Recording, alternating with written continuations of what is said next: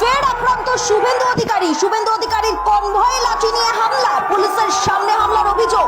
শুভেন্দু অধিকারী সফর ঘিরে উত্তপ্ত কোচবিহার, খাগড়াবাড়িতে বিরোধী দলনেতার কনভয়ের উপর হামলা। এই মুহূর্তের সবচেয়ে বড় খবর, কোচবিহারের শুভেন্দু অধিকারীর গাড়ি ভাঙচুর, কাঠগড়ায় তৃণমূল। আপনাদের জানিয়ে রাখবো আরো একবার, কোচবিহারে শুভেন্দু অধিকারীর গাড়ি ভাঙচুর। এখানে ধপাধপ এটা বুলেট গাড়ি তার গাড়িতে উঠেছিলাম বলে এইখানে 20 বার বাস বুলেট প্রুফ গাড়িতে নিচের গাড়িতে না উঠলে আমাকে মর্গে যেতে হতো আপনাকে দেখতে। অল্পের জন্য প্রাণে বেঁচে গেলেন বিজেপি নেতা শুভেন্দু অধিকারী। এতদিন পশ্চিমবঙ্গের সাধারণ মানুষ ধৈর্য ধরে সহ্য করেছে এই বিতর্কিত বিরোধী দল নেতা শুভেন্দু অধিকারীকে, কিন্তু এবার আর শেষ রক্ষা হলো না। তা আমরা তো এতদিন ধরে শুনে এলাম ভারত হিন্দু রাষ্ট্র হবে, কই হয়নি তো। সবচেয়ে বড় কথা হচ্ছে, যখন মন্দির ভাঙা হয়, সাধু সন্ন্যাসীদের উপর আক্রমণ করা হয়, তখন কতটুকু প্রতিবাদ হয়? কাউকে তো রাস্তায় দেখা যায় না। সাধু সন্ন্যাসীরা ব্যক্তিগতভাবে মার খান, কেউ তাদের পাশে দাঁড়ায় না, কেউ তাদের দেখতে আসে না। আসসালামু আলাইকুম প্রিয় দর্শক, শুভেন্দু অধিকারীর উপর হামলা করেছে। সেই ভয়ঙ্কর হামলায় কোচবিহারে তার গাড়ি বহরে ভয়ঙ্কর হামলায় সে আহত হয়েছেন। বাঁচবেন কিনা সেটাই সন্দেহ। প্রিয় দর্শক, সম্পূর্ণ ভিডিওটি অবশ্যই শেষ পর্যন্ত একটি লাইক করে না টেনে দেখতে থাকুন।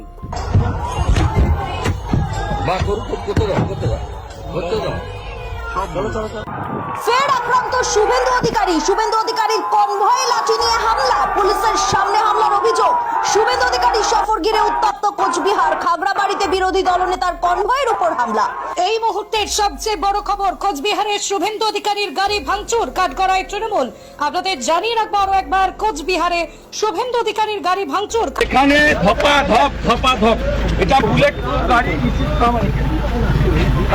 তার গাড়িতে উঠেছিলাম বলে এইখানে 20 বার বাস বুলেট প্রুফ গাড়িতে নিচের গাড়িতে না উঠলে আমাকে মর্গে যেতে হতো আপনাকে দেখতে। অল্পের জন্য প্রাণে বেঁচে গেলেন বিজেপি নেতা শুভেন্দু অধিকারী। এতদিন পশ্চিমবঙ্গের সাধারণ মানুষ ধৈর্য ধরে সহ্য করেছে এই বিতর্কিত বিরোধী দল নেতা শুভেন্দু অধিকারীকে, কিন্তু এবার আর শেষ রক্ষা হলো না। কোচবিহারের রাজনৈতিক সফরে গিয়ে তীব্র জনরোষের মুখে পড়লেন তিনি। গতকাল কোচবিহারে প্রচার সভায় যান শুভেন্দু অধিকারী, কিন্তু তার গাড়ি সেখানে ঠোকার সঙ্গে সঙ্গেই উত্তেজনা ছড়িয়ে পড়ে।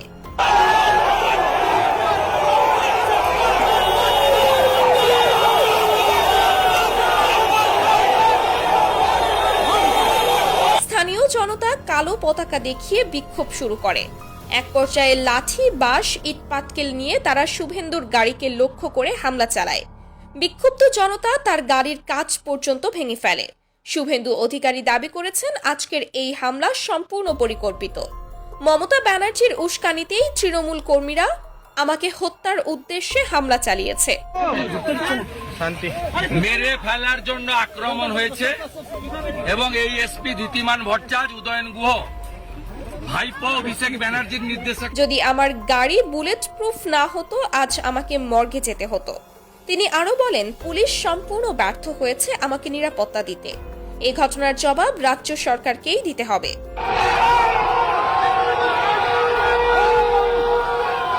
বিক্ষোভকারীদের অভিযোগ, শুভেন্দু অধিকারী বাঙালিদের জঙ্গলি আখ্যা দিয়ে অপমান করেছেন এবং বাংলার হিন্দু মুসলিম ঐক্যে ফাটল ধরানোর চেষ্টা করছেন।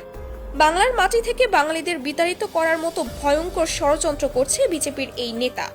এই ক্ষোভ থেকেই তারা রাস্তায় নেমে। আমরা তো এতদিন ধরে শুনে এলাম ভারত হিন্দু রাষ্ট্র হবে, কই হয়নি তো। সবচেয়ে বড় কথা হচ্ছে, যখন মন্দির ভাঙা হয়, সাধু সন্ন্যাসীদের উপর আক্রমণ করা হয়, তখন কতটুকু প্রতিবাদ হয়?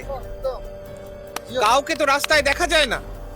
সাধু সন্ন্যাসীরা ব্যক্তিগতভাবে মার খান, কেউ তাদের পাশে দাঁড়ায় না, কেউ তাদের দেখতে আসে না। সাধুরা ভিক্ষে করে, সাধুদের দল হচ্ছে কেউ নেই কিছু নেই এর দল।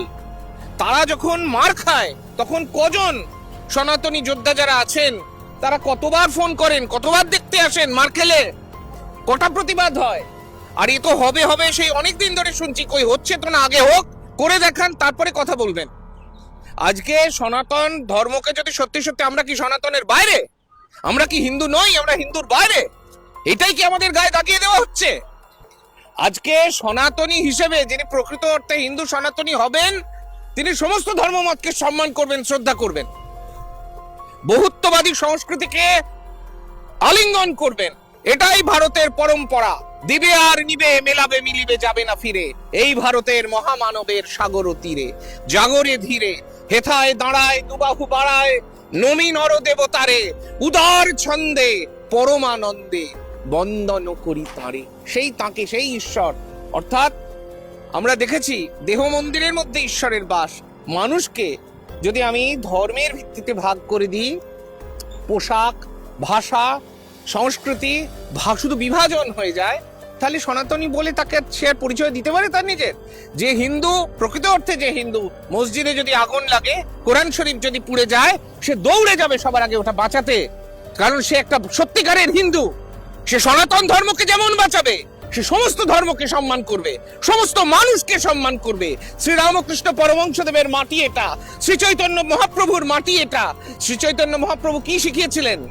যে ঝগড়া করো, মারামারি করো, কাটাকাটি করো, এইসব।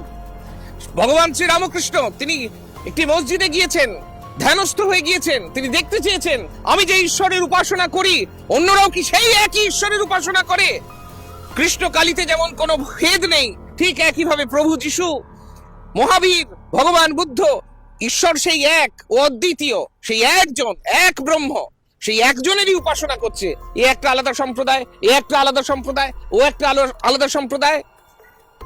যতক্ষণ দু চোখে মায়া আছে, ততক্ষণ বিভেদ মন্ত্র আছে। যেই দু চোখের মায়া কেটে গেল, তখন সে অভেদ তত্ত্বে বিশ্বাস করে। যাকেই দেখে তার মধ্যে ঈশ্বর তত্ত্ব খুঁজে পায়, সবারই আমি নমি শ্রদ্ধা করে। তো কই, আমি তো এরকম কথা বলতে শুনলাম না এত বছর ধরে। আমি তো বহু বছর ধরে রাস্তায় পথে নেমে লড়াই করেছি, বিভিন্ন ঘটনা ঘটেছে, মন্দির ভেঙে দেওয়া হয়েছে। মন্দির ভেঙে দেওয়া শুধু নয়, যে কোনো উপাসনা গৃহ ভেঙে দেওয়া অপরাধ। মানুষ হিসেবে তার বিবেক থাকবে, তার চৈতন্য থাকবে, তাই তো তার প্রতিবাদ হলো না। আমি কেন একচোখো হব? আমাকে যদি সমালোচনা করতে হয়, আমি খারাপ কাজের সমালোচনা করব। আমি তো কোথাও বন্ধক দিয়ে দিই নিজেকে। আমি সবাইকে শ্রদ্ধা করব, সবাইকে সম্মান করব, সমস্ত ধর্মের পক্ষে আমি দাঁড়াবো। আমি শুধু পার্টিকুলার একটা জিনিসকে পছন্দ করব, সেটার পক্ষে তো আমরা রয়েছি। সনাতন গোমাতা রাষ্ট্রমাতা হোক, আমরাও তো চাই। হচ্ছে কই? কারা করবেন? আমাদের কাছে তো ক্ষমতা নেই, আমরা কি করে করব? আপনারা করুন। শঙ্করাচার্য, তাকে আঘাত করা হলো, একজন সাধু সন্ন্যাসী হিসেবে আরেকজন সাধু সন্ন্যাসীকে আক্রমণ করা যায়? এই শিক্ষা কোথা থেকে এলো? এই সংস্কৃতি কে আমদানি করে? মুখ্যমন্ত্রী এটা রয়েছে। দুঃখের কথা। আমি কারোর বিরুদ্ধে, কারোর পক্ষে বলছি না, আমি সনাতনের পক্ষে বলছি। আমি সত্যের কাছে সত্যনিষ্ঠ। আমার কাজ, একজন সন্তের কাজ সত্যনিষ্ঠ হওয়া। সে তাহলে সাধু হয়েছে কেন? অসাধু কাজকে সমর্থন করবে না বলে। অসাধু কাজ কোনো একজন ব্যক্তি করেন না, সমাজের সমস্ত খারাপ জিনিসের প্রতিবাদ করা উচিত। চুপ করে থাকা মানেই অন্যায়কে সমর্থন করা। একদম। অন্যায় যে করে আর অন্যায় যে সহে, তব ঘৃণা তারে যেন তৃণ সমদাহে। রবি ঠাকুরের বাংলা, কাজী নজরুল ইসলামের বাংলা।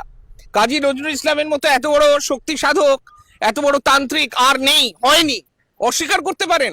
আমি কেন একটা অন্ধ, একেবারে বর্ণান্ধ, জন্মান্ধ হয়ে থাকবো? কেন আমি মুক্ত চিন্তার প্রসার ঘটাবো না? সনাতন ধর্ম সবচেয়ে আধুনিক। প্রকৃত অর্থে সনাতনী মানে কি এই যে প্রিয় দর্শক, সম্পূর্ণ ভিডিওটি দেখলেন, বুঝতে পেরেছেন ভিডিওটি অত্যন্ত গুরুত্বপূর্ণ। আমরা ব্রেকিং নিউজ, আপডেট টপিক এবং তাজা খবর আপনাদের মাঝে পৌঁছে থাকি। অবশ্যই আমাদের চ্যানেলটিকে সাবস্ক্রাইব করে নেবেন, তাহলে সকল আপডেট ব্রেকিং নিউজগুলো আপনাদের কাছে পৌঁছে যাবে। দেখা হচ্ছে পরবর্তী অন্য কোনো ভিডিওতে। সে পর্যন্ত ভালো থাকুন, সুস্থ থাকুন। আসসালামু আলাইকুম রহমতুল্লাহ।